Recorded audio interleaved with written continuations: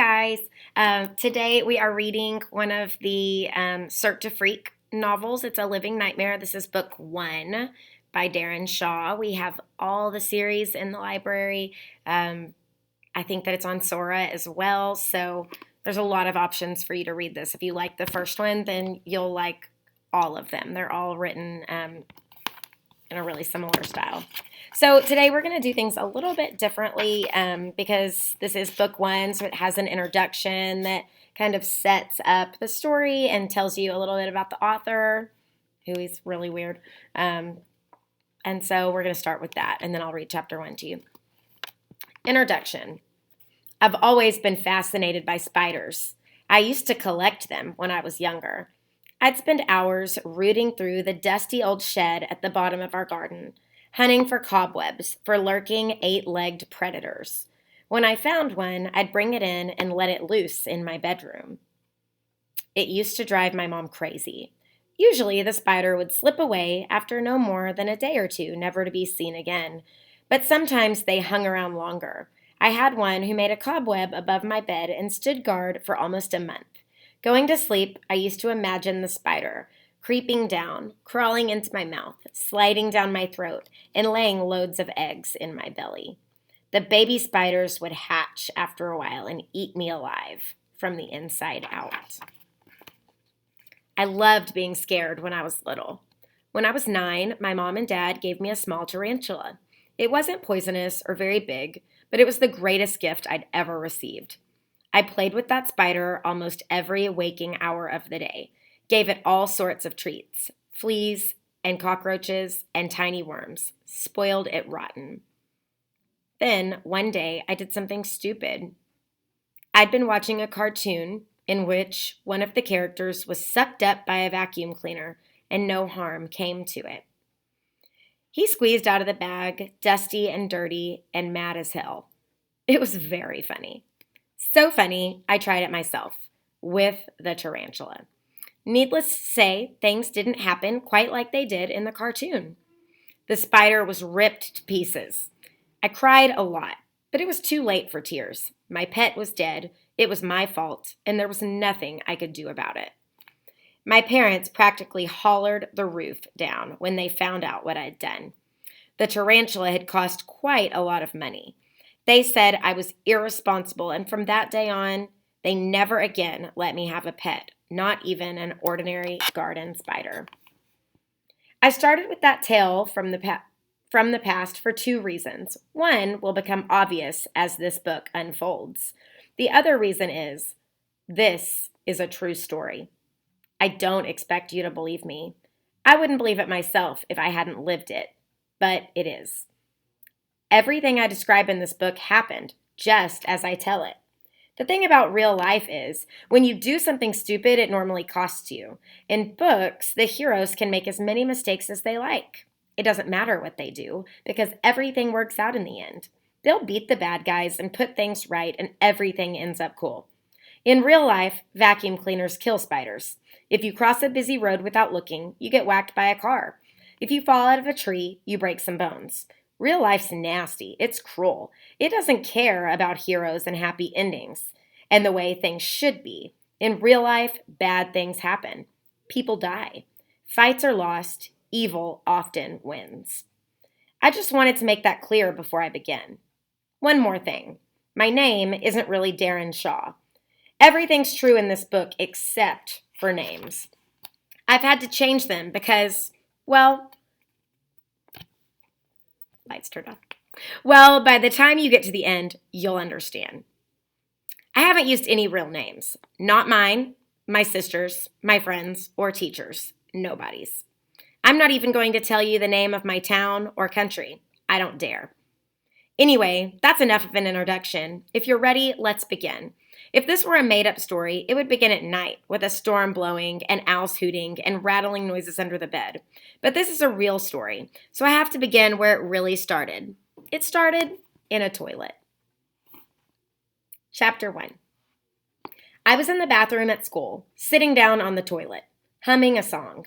I had my pants on. I'd come in near the end of English class feeling sick. My teacher, Mr. Dalton, is great about things like that. He's smart and knows when you're faking and when you're being serious. He took one look at me when I raised my hand and said I was ill, then nodded his head and told me to go to the bathroom. Throw up whatever's making you sick, Darren, he said. Then get your behind back in here. I wish every teacher was as understanding as Mr. Dalton. In the end, I didn't get sick, but still felt queasy, so I stayed on the toilet. I heard the bell ring for the end of class, and everybody came rushing out on their lunch break. I wanted to join them, but knew Mr. Dalton would be angry if he saw me in the yard so soon. He doesn't get mad if you trick him, but he gets quiet and he won't speak to you for a while, and that's almost worse than being shouted at. So there I was, humming, watching my watch, waiting. Then I heard someone call my name. Darren, hey Darren, have you fallen in or what? I grinned. It was Steve Leopard, my best friend. Steve's real last name was Leonard, but everyone called him Steve Leopard. And not just because the names sound alike. Steve used to be what my mom calls a wild child. He raised hell wherever he went, got into fights, stole from stores. One day, he was still in a stroller. He found a sharp stick and prodded passing women with it. No prizes for guessing where he stuck it. He was feared and despised everywhere he went, but not by me. I was his best friend since kindergarten when we first met. My mom says I was drawn to his wildness, but I just thought he was a great guy to be with. He had a fierce temper and threw scary tantrums when he lost it, but I simply ran away when that happened and came back once he'd calmed down. Steve's reputation had softened over the years. His mom took him to see a lot of good counselors who taught him how to control himself. But he was still a minor legend in the schoolyard and not someone you messed with, even if you were bigger and older than him. Hey, Steve, I called back. I'm in here. I hit the door so he would know which one I was behind. He hurried over and I opened the door. He smiled when he saw me sitting down with my pants on. Did you puke? He asked. No, I said. Do you think you're gonna? Maybe, I said. Then I leaned forward all of a sudden and made a sick noise.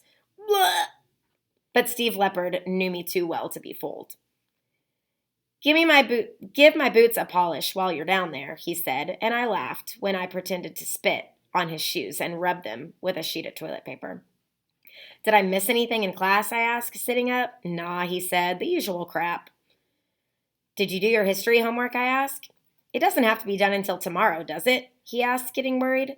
Steve's always forgetting about homework. The day after tomorrow, I told him.